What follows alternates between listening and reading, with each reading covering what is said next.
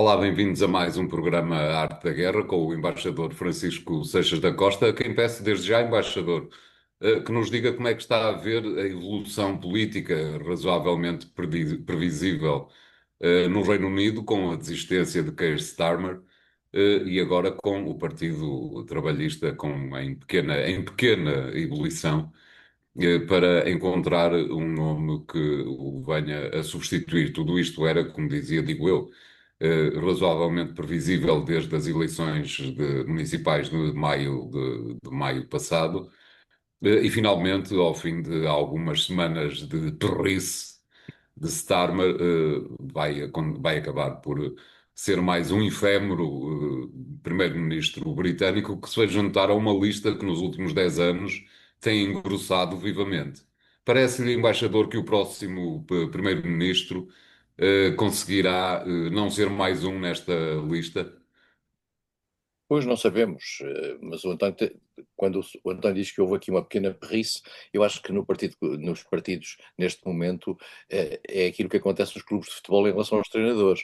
Tudo está bem até o dia em que está mal, que é o dia seguinte. E, portanto, Starmer disse com um ar sempre convencido que se fosse desafiado, ia a jogo combater quem o quisesse combater, e desistiu. É preciso perceber que esta figura que agora aparece, Andy Burnham, era o presidente da Câmara de Manchester, é uma figura que já foi ministro, vale a pena dizê-lo, já foi ministro de Gordon Brown, é uma figura que teve um papel interessante na gestão de Manchester, com um conjunto de medidas. Aliás, foi famosa a sua reação contra Boris Johnson durante as medidas do Covid. É uma figura com grande expressão, não tinha um lugar no Parlamento e, como é sabido no Reino Unido, para ser membro do governo, e em particular primeiro-ministro, tem que ter um lugar no Parlamento. E, portanto, aproveitando a saída de um deputado, o Burnham candidatou-se a deputado por uma determinada constituency e acabou por ser eleito, aliás, com expressiva maioria, o que para ele é importante no momento em que já se sabia que ele, depois disso, o passo seguinte seria desafiar Keir Starmer. Keir E Starmer, ganhou contra, vale a pena salientar, ganhou contra o principal adversário, que era do Reform UK. exatamente. Portanto, digamos, particularmente tendo em conta que hoje em dia a contradição eh, política não se faz tanto entre os trabalhistas e os conservadores, mas faz já entre os trabalhistas, de certa maneira, e o Reform UK, que é um partido que está pouco a pouco a começar a fazer ruir a tradicional máquina do Partido Conservador, e portanto Starmer decide sair de uma forma graciosa, isto é, fez a saída bem, com alguma emoção à mistura, tendo em conta particularmente que havia mais de 81 deputados, que é o mínimo necessário no quadro da lei, para criar uma alternativa.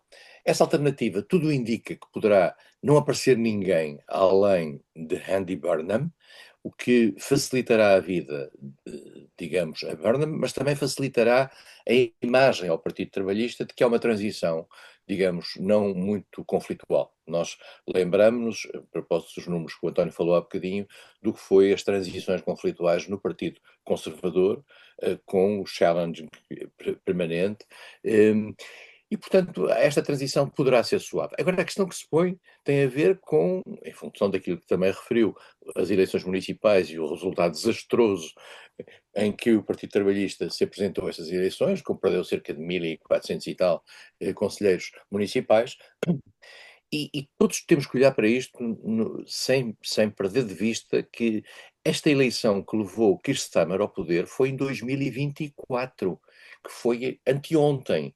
E, portanto, é preciso perceber que foi uma eleição esmagadora, que parecia que os trabalhistas vinham aí para ficar eternamente. Veremos se Andy Burnham consegue segurar, digamos, o facho trabalhista e conseguir, de uma certa maneira, reanimar as hostes e garantir que aquilo que foi uma grande vitória de 2024 tem alguma expressão concreta nas sondagens. Isto ver-se-á muito rapidamente.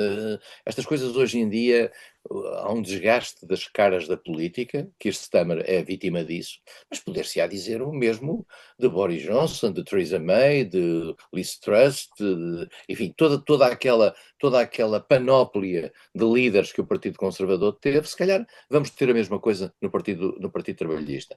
E por isso mesmo a resposta à sua pergunta é: nós não sabemos, nós temos que esperar provavelmente pelo início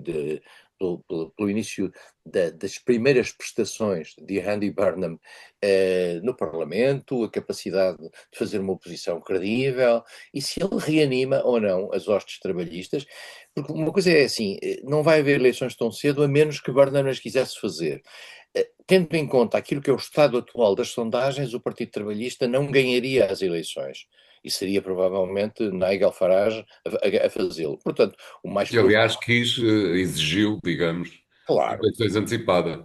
claro, porque pressente, olha para as sondagens e pressente que é a figura que normalmente ganharia essas eleições, razão pela qual Burnham vai estender o que quiser, digamos, até 2029, porque as eleições teriam que se fazer nessa altura, e aí pode de repente também tentar fazer eleições, e pode fazer eleições antecipadas, porque uma das características no Reino Unido é a possibilidade dos primeiros-ministros poderem propor eleições antecipadas mais cedo. No passado as coisas eram mais simples, agora o mecanismo não é tão fácil. Dito isto, apesar de tudo, há uma grande capacidade do governo de propor eleições antecipadas. E isso poderá, se acaso houvesse uma onda de fundo que levasse Burnham a uma glória nacional, poderia ter vantagens para fazer isso. Agora, resta saber é se os fundamentos essenciais que estão por trás da queda de Starmer se desapareceram. Starmer fez uma série de erros, nomeadamente em políticas sociais, que tinham a ver com as prestações sociais às pessoas com deficiência, às questões do abono de família, vários erros que, no fundo, marcaram muito a imagem de um partido que tem uma tradição trabalhista, apesar de tudo.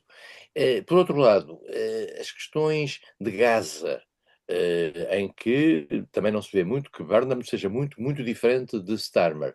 As questões, e em Gaza, vale a pena dizer, o Partido Trabalhista Britânico e Starmer portaram-se de uma forma, digamos, muito mais recuada, para utilizar para ser um eufemismo, do que outros países europeus. E, E muito semelhantemente àquilo que os conservadores têm feito e fariam com toda a certeza. com toda a certeza, inclusivamente com a repressão pública de manifestações a favor da Palestina, etc.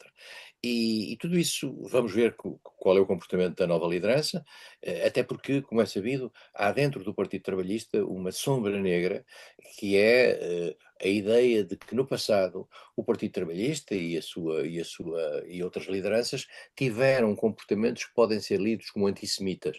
Mas uma coisa é esse tipo de comportamentos e as críticas a isso, outra coisa é isso depois do que se está a passar em Gaza e no resto da Palestina, quer dizer, nomeadamente na Cisjordânia. Quanto à questão da Ucrânia, não parece haver grandes divergências, tanto mais que Andy Burnham já disse que quer rever a política de defesa, o que significa que, muito provavelmente, estará de acordo com o Ministro da Defesa que se demitiu, o Ministro da Defesa do governo atual que se demitiu, precisamente porque achava que não tinha dinheiro suficiente para levar à prática a política de defesa, que, no fundo, tem uma das componentes essenciais que é o apoio à Ucrânia. E, portanto, vamos ver quais são as diferenças e vamos ver também como é que Barnum se aproxima ou não da Europa, como é que, porque o discurso, como é sabido, do Stammer era muito da aproximação, não é não regresso necessariamente à União Europeia, até porque isso é uma questão muito complexa, até sob o ponto de vista prático, mas era, de certa maneira, um sentimento de aproximação. Uma aproximação que tem a ver com as questões de defesa, desde logo, mas que tem a ver também com a noção de que o Reino Unido, em particular porque da parte dos Estados Unidos não tem tido uma receptividade tal que justifique, digamos, esse seu isolamento na Europa, está, digamos, a encontrar na União Europeia um seu parceiro privilegiado, o que, aliás, digamos, é o regresso ao passado. Aliás, exatamente no dia em que, segunda-feira passada, em que Starmer se demitiu, o presidente do Conselho Europeu, António Costa, disse palavras públicas segundo as quais emitiu uma coisa do género. não se esqueçam que quem quer que seja o próximo primeiro-ministro, nós, Europa, continuamos à vossa espera. Mas António Costa fez algo que o atual governo britânico não gostou. Foi dizer, dado que estava prevista uma reunião entre o Reino Unido e a União Europeia, já agora vamos esperar pelo próximo Primeiro-Ministro. Aparentemente as reações não foram tão simpáticas quanto isso, porque Stammer, apesar de tudo, continua acting. Mas eu também Exato. percebo parte de António Costa de querer ter, até para dar uma projeção nova ao novo Primeiro-Ministro, É um querer adiamento bondoso, digamos. digamos, continuar com alguém que já está no banco de suplentes é um bocadinho complicado. Exatamente. É um assunto com certeza que iremos continuar a acompanhar, mas vamos agora fazer aqui o primeiro intervalo do programa de hoje. Voltamos já de seguida com o segundo tema. Até lá.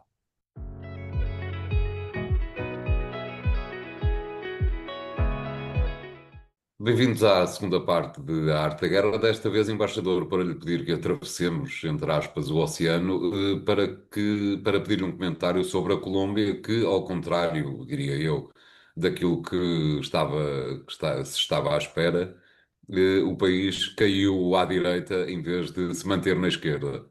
Que sinais é que lhe parece que emanam desta alteração? Depois de uma alteração idêntica ter acontecido no Chile há bem pouco tempo. Bom, a sensação que se tem é que o efeito Trump começa a ter a sua eficácia, isto é, os eleitorados da América Latina, a zona que Trump considera ser a sua chasse gardée, a sua área de influência, levando àquilo que é, digamos, a leitura do chamado, do chamado doutrina Monroe, que agora é a doutrina Trump, isto é, que os Estados Unidos têm uma espécie de direito de influenciar aquilo que se passa em toda a América Latina.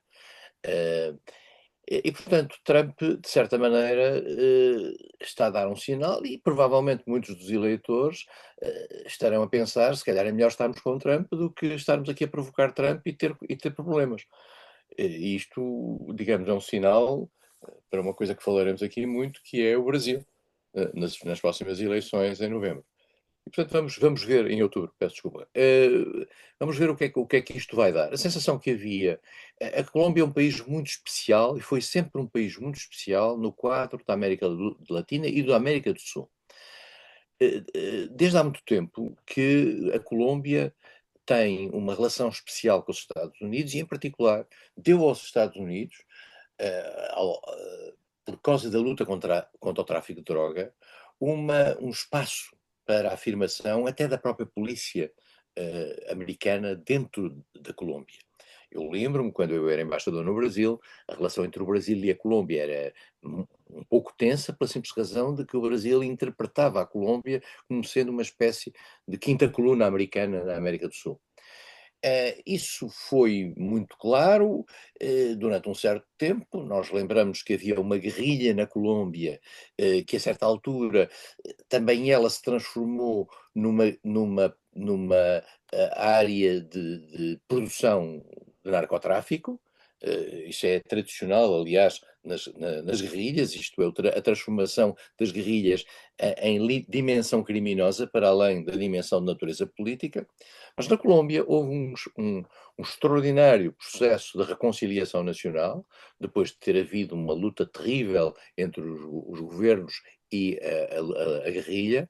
Esse processo de reconciliação nacional, que foi levado a cabo pelo presidente Santos, que por isso mesmo foi Prémio Nobel da Paz, que é uma coisa que Trump deve estar a estudar, Santos conseguiu fazer essa acomodação e nessa acomodação, curiosamente, apareceu uma figura que foi presidente da Câmara de Bogotá, que foi Gustavo Petro, que é o presidente cessante agora. Vale a pena dizer que na Colômbia, e isto é saudável em democracia, só pode haver o presidente só pode ter um mandato e, portanto, não pode renovar os seus mandatos. É uma coisa que cada vez mais é uma coisa interessante, pela simples razão de que os presidentes não ficam a fazer um mandato à espera de criar condições para fazerem o seguinte. E isso, na Colômbia foi assim, e apareceram, a ideia que havia uma pressão para que, no fundo, Gustavo Petro criasse um sucessor, e apareceu um sucessor, um homem aparentemente limpo de todas as dúvidas, que se chamava Ivan Cepeda, e apareceu um candidato da extrema-direita. Eu sei que daqui a dias, se ele for eleito, deixará aqui em Portugal, por parte de alguns órgãos de comunicação social, de lhe chamarem de extrema-direita, porque quando a direita agrada, deixa de ser de extrema-direita, passa a ser direita radical, passa a ser direita populista, mas deixa de ser de extrema-direita. Ninguém chama de extrema-direita a Trump, e Trump é um candidato de extrema-direita, é um presidente de extrema-direita. Mas, portanto, este candidato é um candidato que tem um nome, Abelardo de la Espriella. Eu devo confessar que, embora estive na Colômbia várias vezes nos últimos anos, e era um personagem que eu nunca tinha ouvido falar, mas, por vistos, é um personagem que tem força, e apresenta uma agenda muito próxima da agenda de Trump, e E em da de particular, Milei na Argentina. e de Milley. E, no fundo, junta-se àquilo que foi uma iniciativa que Trump já anunciou que se vai juntar, uma iniciativa que Trump tem, e que em princípio não é má, sob o ponto de vista de princípios, que é o chamado Shield of the Americans, a escudo das Américas, que é uma junção de 16 países na luta contra o tráfico de droga. Isso é uma coisa positiva. A luta contra o tráfico de drogas é algo positivo. A questão é a maneira de o fazer. Isto é, uma coisa é fazer a luta contra o tráfico de drogas por meios legais, humanistas, etc. Outra coisa é a militarização da luta contra o tráfico de drogas, por exemplo, como está a ser feita por um senhor chamado Nayib Bukele, em El Salvador, que tem condições de prisão absolutamente atrozes para os prisioneiros, e mais do que isso, para onde Trump, aliás, manda prisioneiros que vêm dos Estados Unidos. Os tipos que têm azar, porque os que têm a sorte são baleados e mortos onde quer que estejam. A luta contra a criminalidade, nós temos que dizer isto, a luta contra a criminalidade é um elemento naturalmente positivo em todo o mundo. Agora, há maneiras de fazer a luta contra a criminalidade, quer dizer, não vale tudo. Contrariamente àquilo que pensam os populistas e a extrema-direita, não vale tudo. Quer dizer, portanto, a luta contra a criminalidade tem que se fazer de acordo com a lei, tem que se fazer de acordo com o respeito pelos direitos humanos, etc. É claro que a esta hora estão algumas pessoas a olhar e a dizer, mas este tipo é um inocente, é um naif. Não, é assim, o mundo decente criou, por isso mesmo é que as cadeias portuguesas não se chicoteia, não se mantém as pessoas nus da cinta para cima, inclinados para a frente. Há uma humanidade que tem a ver com os serviços prisionais. E por isso mesmo nós garantimos isto nas sociedades decentes. O facto de luta contra a droga, na luta contra a droga valer tudo, faz com que se possam utilizar os meios mais sinistros, desde a tortura, etc. E por isso mesmo, o perigo que existe nesta movimentação, em que agora, eventualmente, se vier a ganhar, as dúvidas ainda existem, mas aparentemente este candidato ganhou as eleições, eu parece, com 1% de diferença, mas como se diz, como se costumava dizer, por um voto se ganha, por um voto se perde. Estas eleições tiveram a primeira volta no dia 1º de maio, e depois tiveram uma segunda volta agora. E é muito interessante porque os colombianos fizeram uma coisa extraordinária, que eles têm um voto, têm 3 votos. Tem os 2 candidatos e um espaço em que eu não gosto de nenhum deles. Eu não gosto de nenhum deles fez com que houvesse qualquer coisa como 250 mil votos. Não, peço desculpa, 426 mil votos de pessoas que disseram não votem em nenhum deles. Ora, como a diferença entre os dois é de 251 mil votos, significa, portanto, neste universo, e além disso houve 29 mil votos em branco, neste universo, este universo é o vencedor das eleições, quer dizer, ao não ter votado, pôs o candidato, mas pô-lo, vale a pena dizê-lo, em democracia ganha quem tem mais votos, ponto. Quer dizer, não devemos estar à espera, e, por exemplo, esta reação, por exemplo, do presidente cessante, Gustavo Petro, de ter dúvidas sobre o processo eleitoral. Bom, era ele que geria o processo eleitoral. Quer dizer, pôr dúvidas sobre o processo eleitoral é um bocadinho pôr em causa a Trampista. própria democracia. E é muito importante que estes regimes, particularmente estes regimes que vêm de transições, as coisas sejam claras e as pessoas aceitem. O que é importante é que as oposições aceitem as derrotas, como aconteceu no Chile, clarissimamente, com Boric, que aceitou a derrota. Esperava-se que agora Petro aceitasse a derrota. Ganha a direita, ganha a extrema-direita, ganha quem ganhar, ganham aquilo que os eleitores querem. Por 1%, por meio por cento, é a diferença.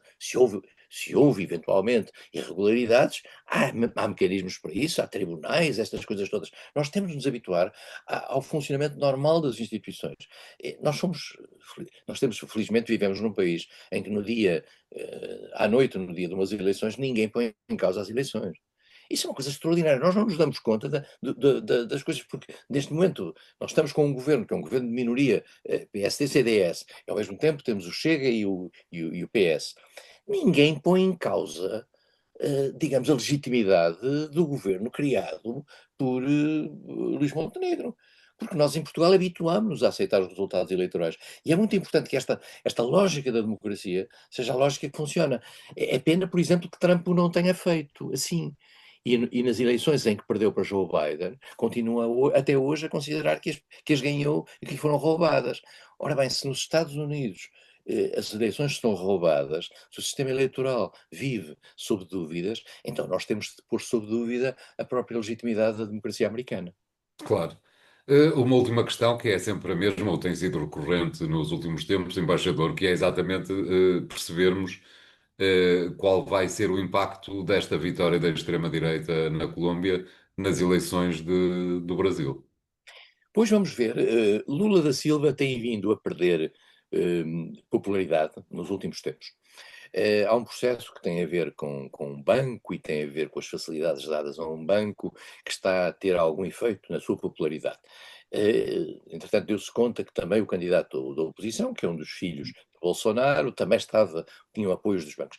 A grande questão, a certa altura, António, que se põe nestas questões morais e até, digamos, éticas, é saber se a opinião pública que vota se sente, digamos, minimamente sensibilizada pelas questões éticas. Porque há um momento a partir do qual a circunstância de a legitimidade de um candidato poder ser, digamos, ter dúvidas em função de questões éticas, pode não mobilizar o eleitorado. Portanto, nós temos que perceber isso. Aliás, temos esse exemplo aqui em Portugal, em eleições autárquicas, em que candidatos que foram punidos e até presos em eleições autárquicas foram depois levados no andor do voto popular. O que significa, portanto, que há eleitores que consideram que, não obstante uma pessoa ter sido punida e eventualmente ter feito, passado pela prisão, ter cumprido a sua pena, mas continua virgem para efeitos de poder assumir cargos públicos. E, portanto, isso é de facto a chamada bênção pelo voto. Exatamente. Obrigado, embaixador. Vamos fazer aqui o segundo intervalo do programa de hoje. Voltamos já de seguida, de regresso à Europa, com o terceiro tema. Até lá.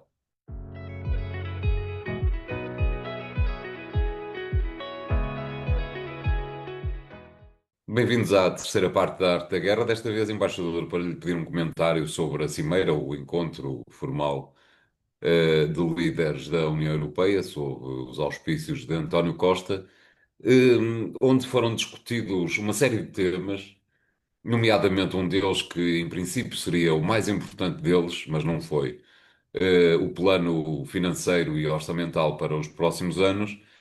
Mas esta foi mais uma reunião onde aquilo que ressaltou do encontro no final de 2 dias é repetidamente a Ucrânia. Aparentemente só existe Ucrânia na agenda dos 27 países europeus. Não lhe parece, embaixador, que é um bocadinho exagerado? A Ucrânia, eu devo dizer uma coisa, e faço aqui esta confissão. Eu já não lia um comunicado do Conselho Europeu há uns anos.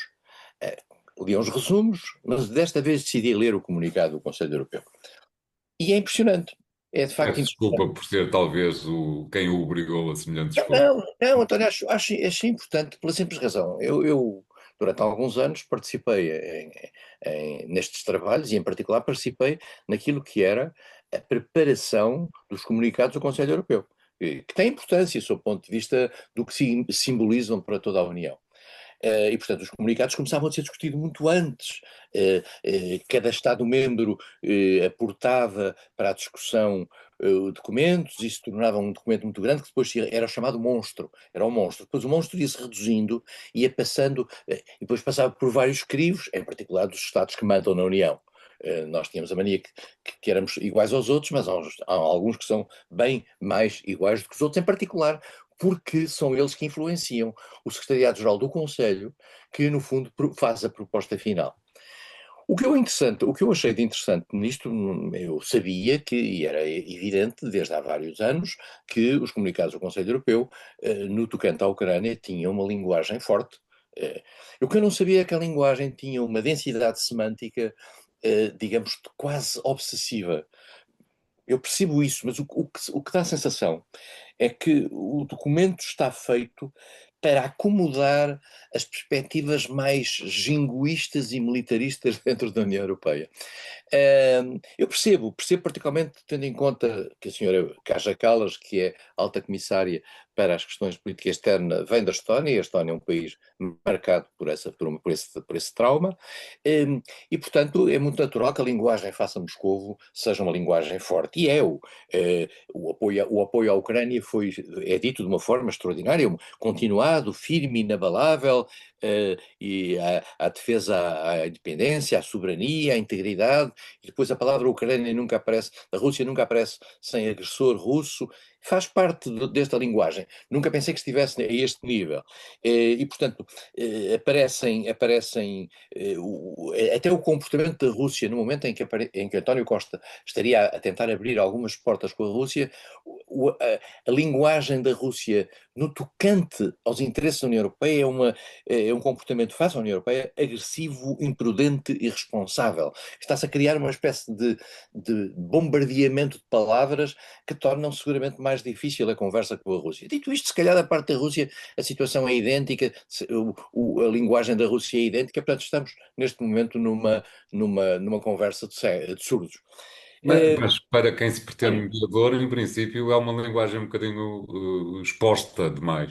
quer dizer, podia haver uma linguagem, eu diria, de détente, de tentativa de criar uma linguagem de transição, mas a sensação que eu tenho é que os países mais próximos da Rússia, e que têm um medo da Rússia grande, e alguns com razão, forcem esta linguagem. E, portanto, o Conselho Europeu, a leitura deste texto, para quem estiver interessado, não demora muito tempo, são meia dúzia de páginas, vale a pena, está completamente colonizado por uma linguagem profundamente anti-russa e, portanto, e profundamente pró-ucraniana. Isto também tem uma importância neste aspecto, é que a Ucrânia, houve aqui um tempo em que se pensou que os Estados Unidos estavam a hesitar no apoio à Ucrânia, aparentemente a reunião do G7, Trump, ainda não se sabe bem no plano concreto, mas Trump terá acomodado mais aquilo que era talvez algum apoio à Ucrânia, e isto, de certa maneira, trouxe a Europa outra vez ao lado de Zelensky de uma forma radical. E esse ponto é importante. O que é chocante, António, é que esta linguagem, que é perfeitamente compreensível à luz daquilo que é o padrão médio dos interesses que se refletem na Europa, é chocante a linguagem face a Gaza e, em particular, a linguagem face à questão do Irão. E, portanto, não há condenação dos Estados Unidos de Israel na questão do Irão. Não há mais pequena abertura para pôr em causa, embora se denuncie digamos, a situação humanitária em Gaza, não há mais pequena abertura para se pôr em causa o acordo de associação com Israel. E, portanto, a linguagem face a Israel é sempre completamente diferente. E é sempre muito mais acomodatícia, e eu vou usar a palavra com toda a força, é sempre muito mais cobarde. E é aqui que a União Europeia perde a autoridade. Porque ao ser exigente com a Rússia na questão da Ucrânia, o que pode sê-lo, tendo aquilo que considera ser uma agressão russa à Ucrânia, ali no caso do Médio Oriente é muito mais acomodatíssimo. Em primeiro lugar, não passa o tempo a atacar o Irão, que é compreensível, mas antes disso, antes de atacar o Irão, tem que atacar os Estados Unidos e Israel pelo ataque ao Irão.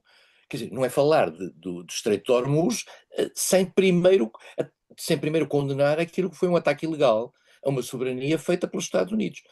E Ataque, aliás, que a Europa considera como reativo. Não sei muito bem a propósito de quê, mas depois põe-se o seguinte, quer dizer, diz a questão é preciso que o Irão não tenha arma nuclear. Claro que sim, mas isso, o Irão não teria arma nuclear se os Estados Unidos não tivessem abandonado o acordo de 2015, em 2018, nos quais a Europa se empenhou. E, portanto, a acusação devia ser aos Estados Unidos por terem abandonado o processo. Só que a Europa tem medo dos Estados Unidos. A Europa tem medo de desagradar a Trump.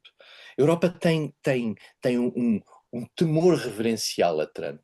Às vezes, alguns dirigentes europeus, como foi o caso da senhora Meloni, perdem a paciência. Às vezes, alguns dirigentes como Macron, que são mais argutos e mais hábeis e passam a mão pelo pelo a Trump, levando ao Palácio de Versalhes, porque ele já percebeu que nos dourados da Casa Branca nunca conseguirá reproduzir os dourados de Versalhes.